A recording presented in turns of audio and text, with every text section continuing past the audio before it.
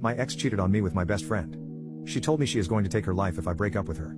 Patricia and I started dating at 15 and she was my first everything. She was always open with her struggle with depression and always told me eventually she'd finally end herself. One late night early in our relationship, Patricia tried to break up with me and tell me she was going to end her life while we were laying in bed cuddling. I cried in her arms. She took it back right away. She had no idea how much I loved her until that moment. I told her I wanted to marry her. Patricia's home life was an absolute wreck. Mom and dad on substances, dad not around, no food in the house.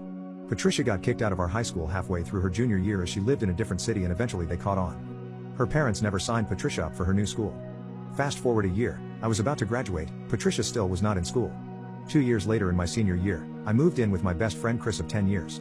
I stayed with him for about a month. Patricia was now part of our friend group and due to her home life, had been staying with me more often than not. Now at my friend Chris's house.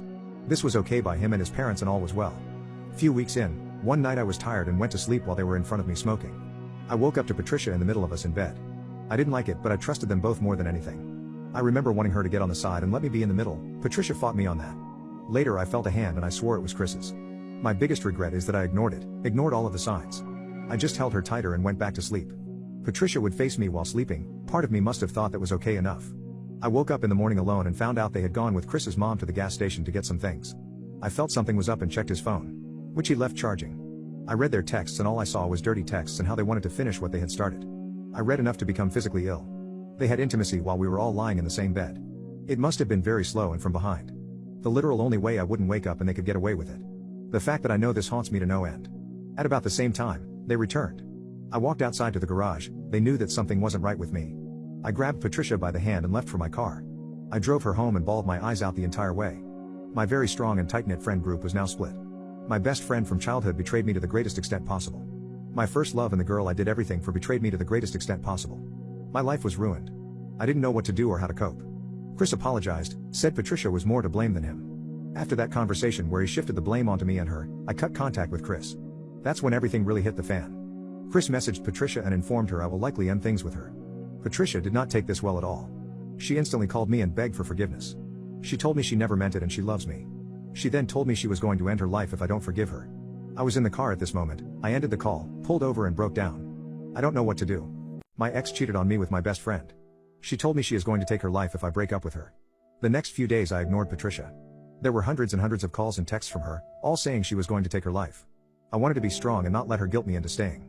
However, after many voicemails of her reiterating her plans if I left, and many pictures showcasing what she was doing to herself in my absence, I gave in. We FaceTimed for hours that night. She told me that I need to come over or she's going to end her life right now. She showed me a rope. She had already constructed it and was hiding it in her room. Everyone else in the house was asleep. I had no car, everyone in my house was asleep. I didn't want to go see her. It was 3 a.m. and she lived just over 30 minutes away now that I had recently moved. I finally felt like I had the strength to stay broken up. Part of me hoped this would be like the past and she wouldn't go through with it. Part of me was concerned because well, part of me still loved her more than anything and I knew just how badly she struggles with wanting to live. I woke up my brother, he had no gas to get there and I had no money. I didn't want to wake up my mom who would work in the morning. I should have told them the context. I returned to her on FaceTime, and I told her I couldn't come tonight. She told me she was going to do it. I told her she can't. I listed out so many reasons. She said, "Go ahead, call my parents, they're asleep, call my sister, she's out with her boyfriend, call the police, it'll be too late." I knew it was all true and so I pleaded with her. She ignored me. The next thing I heard was her following through with her word. It broke me and I cried into the camera, watching her go through with this. I called her parents, no answer. I called her sister, they answered. They were on the way home, not far away but not quick enough. She went to the back patio where we often hung out. I am so sorry to her sister that they had to find her. Patricia was listening to Snow Patrol, Set the Fire to the Third Bar. The song we listened to and used to make love to.